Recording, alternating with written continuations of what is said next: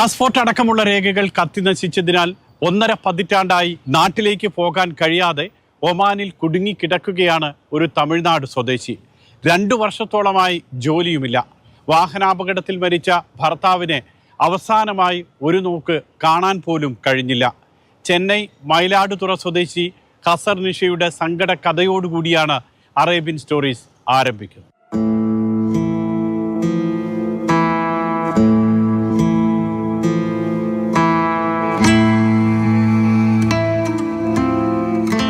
இப்போ நான் ஊருக்கு போகணும். எனக்கு என் சொந்த ஊருக்கு போகணுன்னா எனக்கு வேலை இல்லை, இருக்க தங்க இடம் இல்லை. நான் இப்போ கஷ்டத்தில் இருக்கிறேன். நான் ஊருக்கு போகணும். நான் என் வீட்டுக்கு போகணும். எங்கள் அம்மா ஹார்ட் பேஷண்ட்டு. எங்கள் பாப்பாவுக்கு பார்க்க முடியல, அம்மா எங்கள் வீட்டுக்காருக்கு பார்க்க முடியல. കാണുന്നവരോടൊക്കെ കൈകൾ കൂപ്പി ഇതുമാത്രമാണ് ഹസർ നിഷയ്ക്ക് പറയാനുള്ളത്. ചെന്നൈ മയിലാടുതുറയിലെ വീട്ടിലേക്ക് തിരിച്ചു പോകണം, മക്കളെ കാണണം, രോഗിയായ അമ്മയെ പരിചരിക്കണം. പക്ഷേ എല്ലാവരും കൈമലർത്തുകയാണ്. ആർക്കും ഒന്നും പറയാനോ ചെയ്യാനോ കഴിയുന്നില്ല.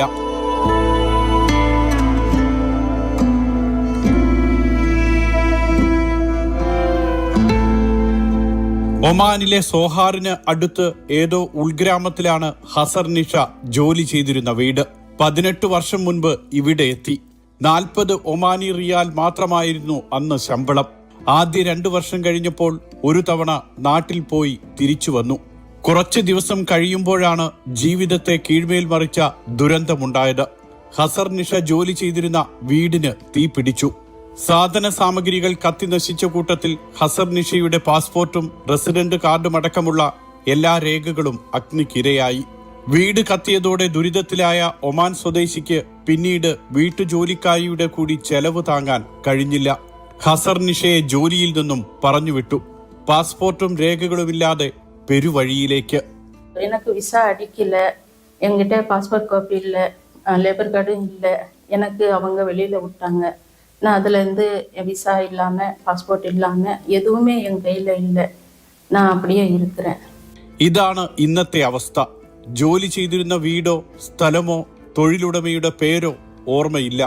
വർഷങ്ങളുടെ സങ്കടങ്ങളിൽ ഇതെല്ലാം മാഞ്ഞുപോയി. പെരുവഴിയിലിറങ്ങി പല വീടുകൾ കയറി, പല ജോലികൾ ചെയ്തു. താമസരേഖകൾ തരപ്പെടുത്താനും നാട്ടിലേക്കൊന്ന് തിരിച്ചു പോകാനും ഇതിനിടെ എല്ലാ വാതിലുകളും മുട്ടി. നിരവധി പേരെ കണ്ട് തൊഴുതപേക്ഷിച്ചു. ഇന്ത്യക്കാരിയാണെന്ന് തെളിയിക്കാൻ പോലും കഴിയാതെ വന്നതോടെ നിരാശ മാത്രമായിരുന്നു ഫലം. எனக்கு வீட்டில் 2 பிள்ளைங்க இருக்குது, ஒரு பையன் ஒரு பொண்ணு இருக்குது. பையன் வந்தான் இப்போது 6 மாதம் என்கிட்ட தான் வந்து இருந்தான். வீட்லேயும் ஒரு காப்பி இல்லை எனக்கு பாஸ்போர்ட்டு. நான் ரேஷன் கார்டு வச்சு தான் பாஸ்போர்ட் எடுத்தது. என்கிட்ட அங்கேயும் இல்லை, வீட்லேயும் இல்லை. என் பையன் வந்தான், இப்போ தான் வந்து பார்த்துட்டு எனக்கு 6 மாதம் என் கூட இருந்துட்டு போனான். அம்மா இருக்குது, என் 2 பிள்ளைங்க இருக்குது, வேறு யாரும் இல்லை.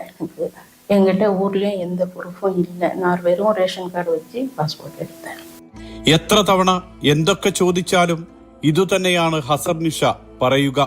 നാട്ടിലേക്ക് പോകണം, മക്കളെയും അമ്മയെയും കാണണം. ഒരു പ്രാർത്ഥന പോലെ ഇതുമാത്രം ഉരുവിട്ട് നടക്കുന്നതിനാൽ മറ്റൊന്നും ചിന്തിക്കാനും പറയാനും അവർക്ക് കഴിയുന്നില്ല. ഭർത്താവ് അവാത്തുള്ള വാഹനാപകടത്തിൽ മരിച്ചപ്പോൾ ഒരു നോക്ക് കാണാൻ ഏറെ കൊതിച്ചതാണ്. കരഞ്ഞലഞ്ഞു നടന്നിട്ടും ഫലമുണ്ടായില്ല. ഹസർ നിഷയെ ഒന്ന് ആശ്വസിപ്പിക്കാൻ പോലും ആരും അടുത്തുണ്ടായില്ല. ഏകമകളുടെ വിവാഹത്തിൽ പങ്കെടുക്കാനും ഈ അമ്മയ്ക്ക് ഭാഗ്യമുണ്ടായില്ല. കടൽക്ഷോഭത്തിൽ വീട് തകർന്നപ്പോൾ മറ്റ് രേഖകളും നഷ്ടപ്പെട്ടു. വാടക വീട്ടിലാണ് ഇപ്പോൾ ഈ കുടുംബം കഴിയുന്നത്. ഉമ്മയെ നാട്ടിലേക്ക് കൊണ്ടുപോകാൻ മകൻ മാലിക് പാഷ കഴിഞ്ഞയിടയ്ക്ക് ഒമാനിൽ വന്നെങ്കിലും നിരാശനായി മടങ്ങേണ്ടി വന്നു. எங்கள் அம்மாவுக்கு எங்கள் அம்மா ரொம்ப கஷ்டப்பட்டுட்டு இருக்காங்க. இதான் எங்கள் வீடு. இது ரியா அல்ட்ராசனுமே மனு கொடுத்தோம், போயிட்டு நாங்கள் மனு கொடுத்தோம். அவங்க இது முடிக்க எதுவும் நடவடிக்கை எடுக்க மாட்டுறாங்க. நீங்கள் தயவு செஞ்சு எங்களுக்கு மூட்டு கொடுங்க. எங்களுக்கு எங்கள் அம்மாவை ரொம்ப கஷ்டப்பட்டுட்டு இருக்காங்க. வேலையும் கிடையாது, ஒன்றும் கிடையாது. ரொம்ப கஷ்டப்பட்டுட்டு இருக்காங்க. 18 வருஷமாக இருக்காங்க.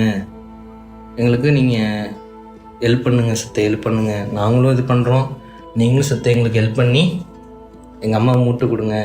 எங்கள் பாட்டிக்கு ரொம்ப உடம்பு சரியாமல் இதாக இருக்காங்க, ஹார்ட் பேஷண்ட்டாக இருக்காங்க எங்கள் பாட்டி. നാട്ടിൽ ജില്ലാ കളക്ടർക്ക് അപേക്ഷ നൽകി.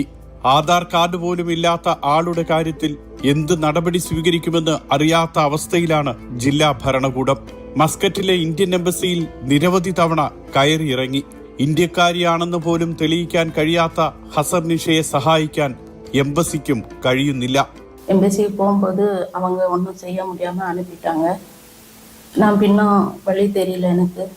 நான் வந்து கஷ்டம். வீட்டில் அப்பா இறந்துட்டாங்க, வீட்டுக்காரங்க இறந்துட்டாங்க, சின்ன பிள்ளைங்க, வீடு, அம்மா ஹார்ட் பேஷண்ட்டு. அதனால் அவங்க நல்லா இருக்கணுன்றதுக்காக நான் கொஞ்சம் அங்கங்கே வேலை பார்த்துட்டு இருந்தேன். ஹவுஸ்மேட்டாக பார்ட் டைமாக பார்த்தேன். இப்போ 2 வருஷமாக வேலை இல்லை. நான் இன்னொரு வீட்டில் தான் தங்கியிருக்கிறேன். മസ്കറ്റ് റൂവി KMCC നേതാവ് റഫീഖ് ശ്രീകണ്ഠാപുരത്തിന്റെ നേതൃത്വത്തിൽ ഹസർനിഷയെ സഹായിക്കാൻ ശ്രമം ആരംഭിച്ചിട്ടുണ്ട്. ഇന്ത്യൻ എംബസിയും ഇക്കാര്യത്തിൽ സഹകരിക്കുന്നുണ്ടെങ്കിലും രേഖകൾ ലഭിക്കാത്തതിനാൽ എല്ലാവരും നിസ്സഹായരാണ്. പക്ഷേ നിറകണ്ണുകളും കൂപ്പുകൈകളുമായുള്ള ഹസർനിഷയുടെ അപേക്ഷയും പ്രാർത്ഥനകളും ഭരണാധികാരികൾ കാണുമെന്ന് തന്നെയാണ് എല്ലാവരുടെയും പ്രതീക്ഷ.